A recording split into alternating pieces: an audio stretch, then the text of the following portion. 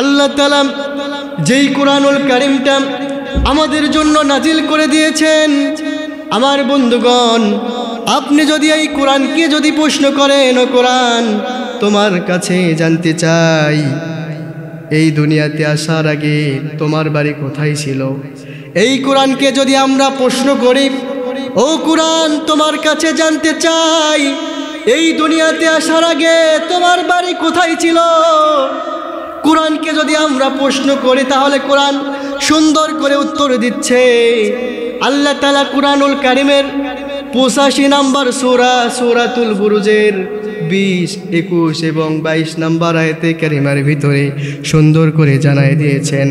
আল্লাহ তাআলা বলেন, বাল হুয়া কুরআনুম মাজিদুন ফি লাউহিম মাহফুজ। আল্লাহু আকবার বলেন। আল্লাহ তাআলা সুন্দর করে জানাই দিয়েছেন, বাল হুয়া কুরআন, এই কোরআন আমি আল্লাহ তাআলা নাজিল করে দিয়েছি ফি লাউহিম মাহফুজ। লাউহে মাহফুজ এটা সংরক্ষিত ছিল, সংরক্ষণ করা ছিল, সেখান থেকে আমি আল্লাহ তাআলা এই কোরআনুল কারীমটা আমি আল্লাহ তাআলা দুনিয়ার বুকে নাজিল করে দিয়েছি। সুবহানাল্লাহ বলেন।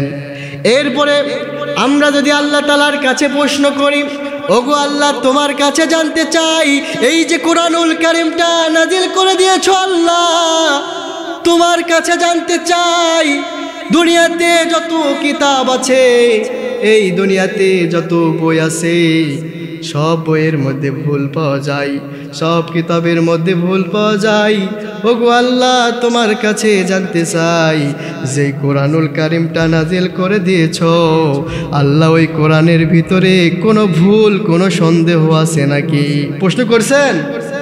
আমরা যদি আল্লাহ তাআলাকে প্রশ্ন করি, আল্লাহ তাআলা সুন্দর করে জানাই দিয়েছেন কোরআনুল কারীমের 2 নম্বর সূরা সূরাতুল বাকারার 2 নম্বর আয়াতে কারিমার ভিতরে রব্বুল আলামিন সুন্দর করে জানাই দিচ্ছেন, জালিকাল কিতাবু লা রাইবা ফীহি হুদাল লিল মুত্তাকিন। আল্লাহু আকবার বলেন। আল্লাহ তাআলা সুন্দর করে জানাই দিচ্ছেন, জালিকাল কিতাব, এই কিতাবের মধ্যে কোনো সন্দেহ নাই, এই কিতাবের মধ্যে কোনো সংশয় নাই, এই কিতাবের মধ্যে কোনো ভুল নাই। রব্বুল আলামিন বলেন, যারাই মেনে চলবে কোরআন, হুদাল লিল মুত্তাকিন, তারাই মুত্তাকি মুসলমান হয়ে যাবে। আর যারা মুত্তাকি মুসলমান হবে, আল্লাহ তাআলা কাল কিয়ামতের ময়দানে তাদের জন্য জান্নাত বরাদ্দ করে দিবে। সুবহানাল্লাহ বলেন। আল্লাহ তাআলা এইবারে যদি আল্লাহ তাআলার কাছে আমরা প্রশ্ন করি, ওগো আল্লাহ প্রথম জানলাম এই কোরআনের বাড়ি ছিল লাউহে মাহফুজে, ওগো আল্লাহ এরপরে আমরা জানলাম এই কোরআনের মধ্যে কোনো সন্দেহ নাই, কোনো ভুল নাই। ও আল্লাহ তোমার কাছে জানতে চাই, এই যে কোরআনটা নাজিল করে দিয়েছেন যেই রসুলের উপরে, ওই রসুল কেমন রসুল ছিল আল্লাহ জানতে চাই। আল্লাহ তাআলাকে যদি আমরা প্রশ্ন করি, আল্লাহ তাআলা সুন্দর করে জানায় দিয়েছেন কোরআনুল কারীমের 21 নম্বর সূরা সূরাতুল আম্বিয়ার ভিতরে আল্লাহ তাআলা সুন্দর করে জানায় দিচ্ছেন, ওয়ামা আরসালনাকা ইল্লা রাহমাতাল লিল আলামিন। আল্লাহু আকবার বলেন। আল্লাহ তাআলা সুন্দর করে জানায় দিচ্ছেন, আমি যেই রসুলের উপরে কোরআন নাজিল করে দিলাম, আমি যেই নবীর উপরে এই কোরআনটা নাজিল করে দিলাম, এই নবীকে আমি আল্লাহ তাআলা ওয়ামা আরসালনাকা ইল্লা রাহমাতাল লিল আলামিন, আমি আল্লাহ তাআলা গোটা দুনিয়ার জন্য রহমত বানাই আমি আল্লাহ তাআলা আমার বন্ধুকে এই দুনিয়ার বুকে পাঠাই দিলাম। শুধু মানুষের জন্য আমার আপনার রসুলকে রহমত বানাইয়া পাঠাই দেন নাই, গোটা দুনিয়ার মানুষের জন্য, গোটা দুনিয়াতে যা কিছু আছে সব কিছুর জন্য রহমত বানাইয়া আমার আল্লাহ তাআলা এই দুনিয়ার বুকে আমার আল্লাহ তাআলা আমার রসুলকে পাঠাই দিয়েছেন। সুবহানাল্লাহ বলেন। এরপরে আসেন, আল্লাহ কোরআন নাজিল করে দিয়েছে, আমরা জানি, আমরা ছোট থেকে দেখতেছি আল্লাহ তাআলা ইন্নাদ-দীনা ইনদাল্লাহিল ইসলাম, এই যে ইসলামটা দিয়েছেন, শান্তির ধর্ম দিয়েছেন, এই শান্তির ধর্মে উপরে আমরা কেমনে চলবো, এই চলার জন্য গাইড বুক আকারে আমাদেরকে আল্লাহ তাআলা কোরআন দিয়েছেন। এইবারে আসুন, কোরআন মেনে চললে কি হবে আর না মেনে চললে কি হবে। আল্লাহ তাআলা দুনিয়ার মানুষদেরকে ডাক দিয়ে বলেছে, দুনিয়ার মানুষ শুনে রাখো, আমি আল্লাহ তাআলা যেই কোরআন নাজিল করে দিলাম, আমি আল্লাহ তাআলা যেই কিতাব নাজিল করে দিয়েছি, দুনিয়ার মানুষ শুনে রাখো, তোমরা যদি এই কিতাবের কাছে যদি আত্মসমর্থন করতে পারো, কোরআন যদি মেনে চলতে পারো, কোরআন দিয়া নিজের জীবনটা যদি গঠন করতে পারো, কোরআন দিয়া যদি নিজের জীবনটা পরিচালনা করতে পারো, রান্নাঘর থেকে শুরু করে নিয়ে পার্লামেন্ট পর্যন্ত যদি কোরআন দিয়ে পরিচালনা করতে পারো, আমি আল্লাহ তাআলা ঘোষণা করে দিলাম জান্নাতুল ফিরদাউসি নুজুলা। আমি আল্লাহ তাআলা ওই বান্দা বান্দির জন্য যারা কোরআন মেনে চলবে তাদের জন্য জান্নাতুল ফিরদাউস বরাদ্দ করে দিব। আমার বন্ধুগণ, আল্লাহ তাআলা ডাক দিয়ে বলেন, আর যারা কোরআন মানবে না, এই কোরআনের কাছে আত্মসমর্থন করবে না, কোরআন দিয়ে আইন তৈরি করবে না, কোরআন দিয়ে বিচার করবে না, কোরআন দিয়ে রাষ্ট্র পরিচালনা করবে না, রান্নাঘর থেকে শুরু করে নিয়ে পার্লামেন্ট পর্যন্ত যারা কোরআন দিয়ে পরিচালনা করবে না, আল্লাহ তাআলা তাদেরকে ডাক দিয়ে বলেছেন, তাদের জন্য আমি আল্লাহ তাআলা ইন্না আযাবিলা শাদীদ, ইন্না নিশ্চয় আযাবিলা শাদীদ, আমি আল্লাহ তাআলা তাদের জন্য অত্যন্ত কঠিন যন্ত্রণাদায়ক আযাবের ব্যবস্থা রেখে দিয়েছি। নাউজুবিল্লাহ বলেন। তাহলে কোরআন মানলে জান্নাতি, না মানলে জাহান্নামী। আমরা জানি কি জানি না? জানি না? আমরা যারা এখানে আছি আমরা সকলেই জানি কোরআন মানলে জান্নাতি আর না মানলে জাহান্নামী। আমরা জানি, তারপরেও আজকে বাংলাদেশের মানুষ, আজকে মুসলমানরা মানতে চায় না। কথা বলেন ঠিক কি না? আজকে যদি কোরআন যদি মানতো, আজকে যদি কোরআন দিয়ে কোরআন যদি মেনে চলতো, তাহলে একজন মেম্বার হবার পরে, একজন চেয়ারম্যান হবার পরে আজকে কিছু টাকার কাছে বিক্রি হয়ে গিয়ে আজকে অন্যায়ের দিকে রায় দিয়ে দেয় এমন মেম্বার চেয়ারম্যান আছে না নাই? বলেন, আছে না নাই? আজকে যদি কোরআন দিয়ে যদি আমরা নিজের জীবনটা বাস্তবায়ন করতে পারতাম, আজকে ব্যবসা বাণিজ্যের ভিতরে, ব্যবসার ভিতরে আমরা কখনো ভেজাল মুক্ত জিনিস দিয়ে ব্যবসা করতে পারতাম না। কথা বলেন ঠিক কি না? আজকে কোরআন দিয়ে পরিচালনা যদি আমরা আমাদের জীবনটা যদি করতে পারতাম, তাহলে আজকে আমাদের বাংলাদেশটা আজকে না আজান হবার পরে কোনো মানুষ বাড়িতে থাকতে পারতো না, আজান হবার পরে কোনো মানুষ ব্যবসা বাণিজ্যে ব্যস্ত হয়ে থাকতে পারতো না, আজান হবার পরে মানুষ অবহেলিত হয়ে নামাজকে ফাঁকি দিতে পারতো না। কথা বলেন ঠিক কি না? আমার ভাইরা, আমি আপনাদেরকে বলতে চাই, যেহেতু কোরআন নিয়ে আলোচনা করতেছি, তাহলে আমাদেরকে যারা আমরা মুসলমানের ঘরে সন্তান, কোরআন শিক্ষা করার দরকার আছে না নাই? বলেন, আছে না নাই? কোরআন শিক্ষা করার দরকার আছে। এখানে যারা আছে সকলে কি কোরআন পড়তে পারে? কথা বলেন না পারে আপনারা? এখানে যারা আছে সকলে কোরআন পড়তে পারেন? অনেকেই পারে না, অনেকে আবার পারে। তাহলে যারা কোরআন পড়তে পারে না, কোরআন শিখতে হবে না? আল্লাহ রসুল বলেছেন, যে ব্যক্তি নিজে কোরআন শিখবে এবং নিজে শিক্ষা করার পর অপরকে শিক্ষা দিবে, সেই ব্যক্তি হলো সর্বোত্তম। সুবহানাল্লাহ বলেন। তাহলে আমরা কি করব? নিজেরা কোরআন শিখব, অপরকে শিক্ষা দিব ইনশাআল্লাহ। অনেকে কোরআন পড়তে পারে না, আজকে দেখেন ইংলিশ পড়তে পারে, আজকে অন্য যেগুলো আছে সেগুলো শিক্ষায় আজকে মানুষ সেরা হওয়ার চেষ্টা করে, কিন্তু কোরআনের শিক্ষায় সেরা হতে কেউ চায় না। কথা বলেন ঠিক কি না? কিন্তু আপনি যদি কোরআন শিক্ষা করেন, কোরআন অনুযায়ী যদি আপনি চলতে পারেন, তাহলে কাল কিয়ামতের ময়দানে কি হবে? আপনার আমার শান্তি হবে। সেখানে গিয়ে আমরা অনন্তকাল চিরস্থায়ী আমাদের জন্য আল্লাহ তাআলা জান্নাত রেখে দিয়েছে। সুবহানাল্লাহ বলেন। আমরা সকলেই জান্নাতে যেতে চাই। জান্নাতে যদি যেতে চাই, তাহলে জান্নাতে যাওয়ার জন্য আমরা মুসলিম হিসাবে আমাদের সর্বপ্রথম দায়িত্ব, আমাদের কর্তব্য হলো কোরআনুল কারীম শিখতে হবে ইনশাআল্লাহ। অনেকেই জানে, অনেকেই পড়তেই পারে না। এখন অনেক মুরব্বী আছে আমাদের ভিতরে, অনেক মুরব্বী আছে, তারা বলে, হুজুর যে আমরা তো অনেক এই গামছা বিক্রেতা, বাজারে যাবার পরে তার অন্তরের ভিতরে অনুপ্রেরণা জাগলো, আগ্রহ জাগলো, এই যে কোরআনুল কারীম আল্লাহ তাআলা নাজিল করে দিয়েছে, আমার জীবনে আমি কোরআন তো জীবনও ধরতে পারলাম না, কোরআন পড়তে পারলাম না, তার আগ্রহ জাগলো কোরআন শিখবে। কোরআন যদি না শিখতে পারে কোরআনটা খুলে দেখবে কোরআনটা কেমন। এইবারে কোরআনটা খুলে দেখবে কোরআনটা কেমন, কিন্তু তার কাছে কোনো কোরআন শরীফ নাই। বাজারে গেছে গামছা বিক্রি করার জন্য।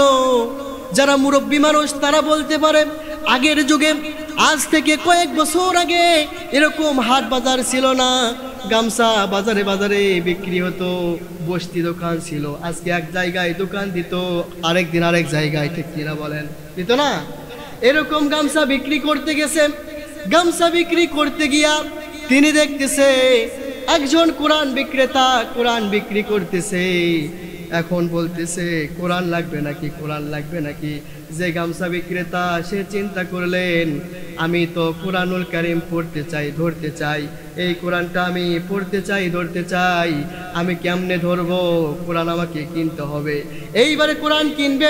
গামছা বিক্রেতা কোরআন বিক্রেতার কাছে চলে গেছে। যাবার পরে ডাক দিয়ে বলতেছে ভাই আমি একটু আপনার কাছ থেকে একটা কোরআনুল কারীম নিতে চাই, আপনি যদি আমাকে দিতেন। এইবারে যে কোরআন বিক্রি করতেছে ডাক দিয়ে বলতেছে এই কোরআন যদি নিতে চান আপনাকে হাদিয়া দিতে হবে 3 টাকা। কয় টাকা বললাম? 3 টাকা হাদিয়া দিতে হবে। এইবারে গামছা বিক্রেতা তার কাছে আছে 2 টাকা, 1 টাকা নাই। বলতেছে ভাই আমার কাছে 2 টাকা আছে, আপনি যদি আমাকে একটা কোরআন হাদিয়া দিতেন তাহলে আমি বাড়িতে গিয়ে পড়তাম।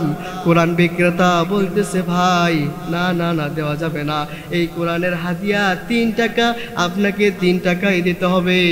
এই গামছা বিক্রেতার কাছে কোনো টাকা নাই, কি করবে? এইবারে বাড়িতে চলে গেছে। বাড়িতে যাবার পরে এই গামছা বিক্রেতার বাড়িতেও কোনো টাকা নাই, একটি মাত্র নতুন পোশাক আছে বাড়িতে। এই নতুন পোশাকটা বাজারে নিয়ে গেছে, বাজারে নিয়ে গিয়ে বিক্রি করে দিয়েছে। বিক্রি করে দিয়ে 3 টাকা দিয়ে কোরআনুল কারীম কিনেছে। কোরআনুল কারীমটা কিনে নিয়ে বাড়িতে চলে এসেছে। আসার পরে এই গামছা বিক্রেতা কোরআন পড়তে পারে না। এই জন্য বলতেছি আপনারা যারা কোরআন পড়তে পারেন না, কোরআন পড়ার চেষ্টা করতে হবে আমার ভাইরা, চেষ্টা করতে হবে। এই গামছা বিক্রেতা কোরআন একটা কিনে নিয়ে আসে, বাড়ির মধ্যে কোরআনুল কারীম তিনি খুলেছেন, কিন্তু কোরআন পড়তে পারে না, জীবনে কোরআন ধরে নাই, জীবনে কোরআন পড়ে নাই। এই কোরআনটা খুলে দেখেন কোরআন আরবি ভাষায় লেখা, আরবি পড়তে পারে না। গামছা বিক্রেতা 2 চোখ দিয়ে টপ টপ করে পানি ফেলতেছে, আর কোরআনুল কারীমটা বের করেছে।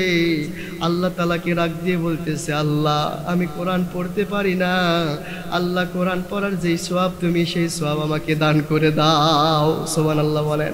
এই গামছা বিক্রেতা 5 ওয়াক্ত নামাজ পড়তো, আর সকাল সন্ধ্যা এই কোরআন বের করতো। কোরআন বের করে শুধু কোরআনের উপর দিয়ে হাত বোলাতো, আর আল্লাহকে রাগ দিয়ে বলতো আল্লাহ আমি কোরআন পড়তে পারি না, আল্লাহ কোরআন পড়ার যেই সওয়াব তুমি সেই সওয়াব আমাকে দান করে দাও। এইবারে কিছুদিন পরে ওই মুরব্বী মারা গেছে।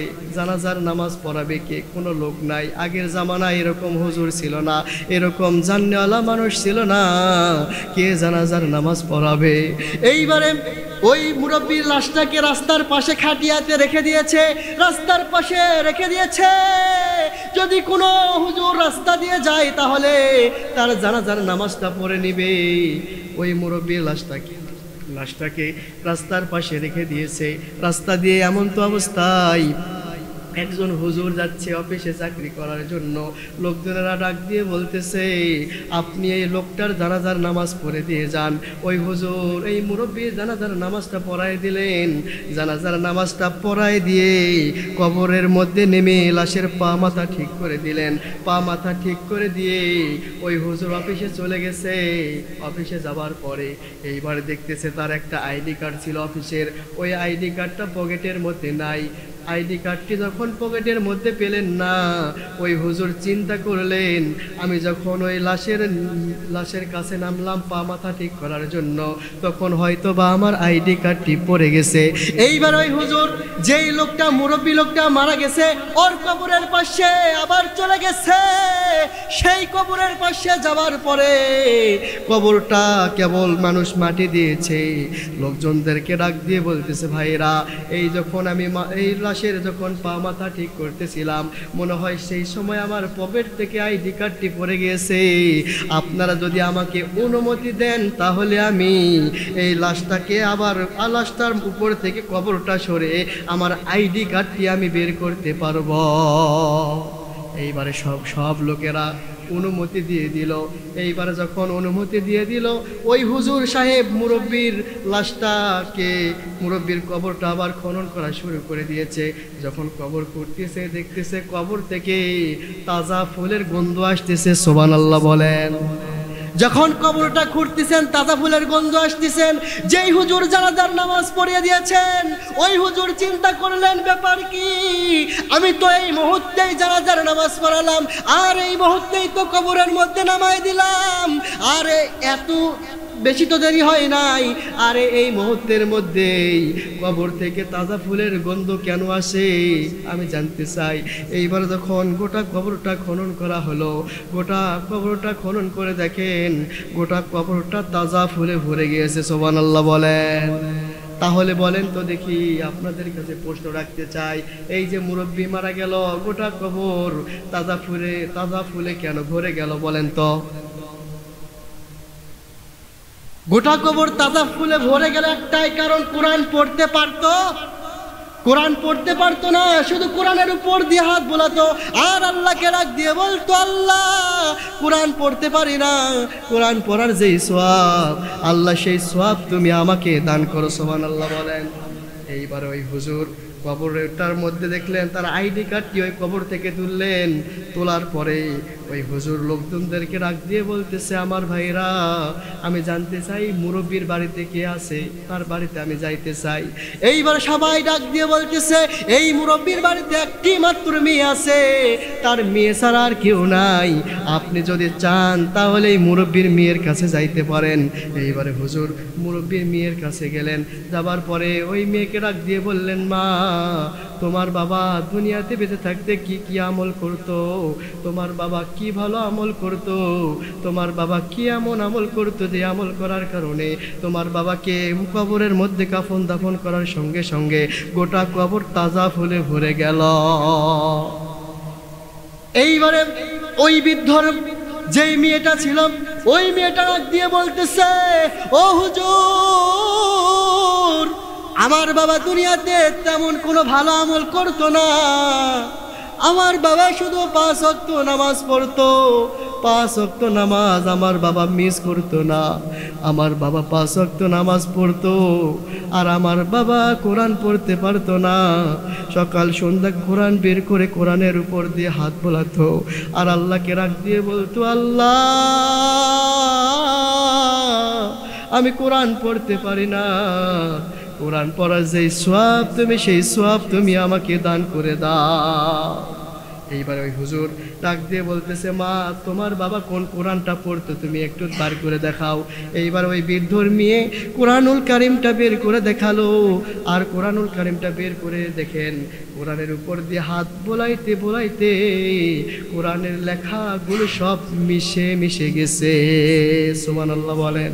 তাহলে আমার এইটা বলার উদ্দেশ্য হলো, তিনি কোরআন পড়তে পারতেন না, শুধুমাত্র কোরআন পড়ার চেষ্টা করেছেন, কোরআনটা জানার আগ্রহ প্রকাশ করেছেন, কোরআনটা জানার চেষ্টা করার কারণে এই লোকটা মারা গেল, আর মারা যাওয়ার সঙ্গে সঙ্গে গোটা কবর তাজা ফুলে ভরে গেল। আমরা তো আখিরে জামানার উম্মত, আমরা তো শেষ নবীর উম্মত, আমরা যদি যারা কোরআন পড়তে পারি না, কোরআন পড়ার যদি আমরা চেষ্টা করি, আল্লাহ চাইলে আমাদেরকেও মাফ করে দিতে পারে, কাল কিয়ামতের ময়দানে জান্নাত দিতে পারে। কথা বলেন ঠিক কিনা? আমার ভাইরা, আমি আপনাদেরকে একটাই মেসেজ দিতে চাই, আমরা সকলেই তো মুসলমান, অবশ্যই আমাদেরকে মারা যেতে হবে। কুল্লু নাফসিন যায়কাতুল মউত, সকলকে মৃত্যুর স্বাদ গ্রহণ করতে হবে, কিন্তু মৃত্যুবরণ করার আগে একবার হলেও কোরআনুল কারিমটা যেন আল্লাহ তাআলা আমাদেরকে জানার যেন আল্লাহ তাআলা তৌফিক দান করে, আল্লাহ তাআলা যেন আমাদেরকে কোরআনটা পড়ার তৌফিক দান করে। সকলে পড়ছি আল্লাহুম্মা আমিন। যারা কোরআন পড়তে পারেন না, শিখবেন তো ইনশাল্লাহ? শিখবেন? অনেকেই বলে না, বারে ইনশাল্লাহ বলতে কি কষ্ট হয় নাকি? মনে হয় কষ্ট হচ্ছে, বারে আমি আপনাদেরকে বলতে চাই, যারা কোরআন পড়তে পারেন না, শিখার দরকার আছে না নাই? এই কোরআন ছাড়া আপনাকে আমাদেরকে জান্নাতে নিয়ে যেতে পারবে না। কথা বলেন ঠিক কি না? আজকে দুনিয়াতে কত বন্ধুর বান্ধবের পিছনে ঘুরেছেন, কত লোকের পিছনে আপনি দৌড়িয়েছেন, এই লোক আপনাকে সুপারিশ করে জান্নাতে নিয়ে যেতে পারবে না। কথা বলেন ঠিক কি না? এই কোরআন ছাড়া আমরা কেউ জান্নাতে যেতে পারবো না। এই যে আমরা মুসলমানের ঘরে জন্মগ্রহণ করলাম, কোরআন যদি কাল কিয়ামতের ময়দানে আপনার আমার বিপক্ষে সাক্ষী দেয়, সেই দিন আমাদের কপালে জান্নাত জুটবে না। কথা বলেন ঠিক কি না?